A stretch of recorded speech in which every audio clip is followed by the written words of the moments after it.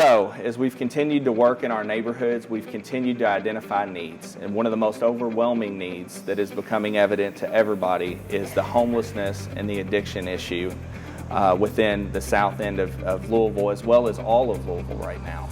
The only unfortunate thing is there's not a lot of things in place in our part of town to help these people and elevate them to be able to remove these barriers and obstacles to where they can get on their feet again. I know a lot of people will make comments to me such as, well, why don't they just get a job? And this is very frustrating for a lot of reasons. Part of it is the lack of education on the part of the community on what's going on. What they don't realize is the first thing you need to be able to get a job is you need an ID, you need a social security card, you need a birth certificate. Usually to get those things, you need transportation to get there. You need some sort of mail with an address on it. They have no address. You need some kind of other documentation. They don't have these things. Then even if they can overcome that barrier, at that point they have to be able to put in a job application. They don't have a way to get access to the internet. They don't have transportation to go fill out the application. And in some cases, they don't know how to read or write to fill out the application. And so once again, this is another barrier that they have to overcome. Even if they can get the position, how do they get there? When they do get there, typically they're going to need a bank account. Do they have a bank account for checks to go in direct deposit? When they start getting paid, they have no financial literacy. They don't understand how to save money or how to set budgets. All the important things that we take for granted, they don't have access to these tools. And then whenever they start work, they go through the humiliation of showing up to work. They don't have clothes that fit. They don't have clothes that are clean. They know that they smell because they haven't been able to take care of themselves. They don't have the hygiene available to be able to take showers and shave and wear deodorant and all these things. And so they show up to work knowing that people are looking at them, knowing that people are talking about them. And then if they overcome that obstacle, we look at housing. The fact is that they have to save for a first month deposit and a first month rent. And right now the going rate, rental rate average in Louisville is between $1,100 and $1,200 a month, which is unbelievable to ask someone making minimum wage to be able to meet. So the only alternative is the housing situation, affordable housing.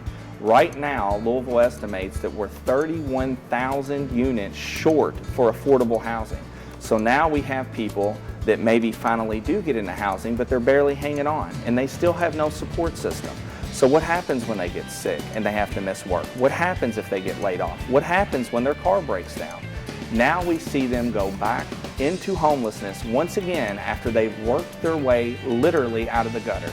And so what we see here is we have people that need support, and there are amazing resources in our city that are available, but that doesn't matter if they don't know about them. And it doesn't matter if they don't trust people to be able to reach out and get the help they need. And so that's where Exodus comes in.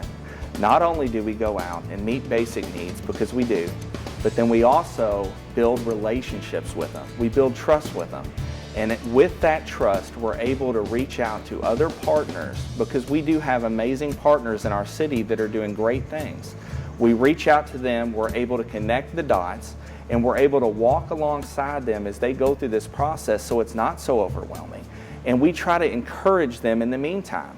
Because maybe they are getting a job and they are working, but what if it is 6 months before they get a house? We want to see that they're able to keep hope long enough to get into that housing. And I know a lot of people think, well, they're on drugs or they don't care, they don't want better, and that's not the truth. The fact is that a lot of these people ended up on the street because they don't have family support. They don't have an education that allows them, or a skill set that allows them to get a decent job. And so when they hit the gutter, let me tell you, sometimes the only thing they have keeping them going is to get high, because there isn't hope and they're trying to numb that. And so we want to lift these people up. We want to give them a reason to stay sober. We want a reason that if they are on drugs, how can we give them the hope that there is a reason to come off of it? Because if they don't see a light at the end of the tunnel, why would we take away the only thing that has given them some kind of feeling or contentment in the meantime? Because the fact is they're not going to quit using if we don't show them that there is a path that they can be on to get out of the situation they're in. And Exodus wants to provide that hope.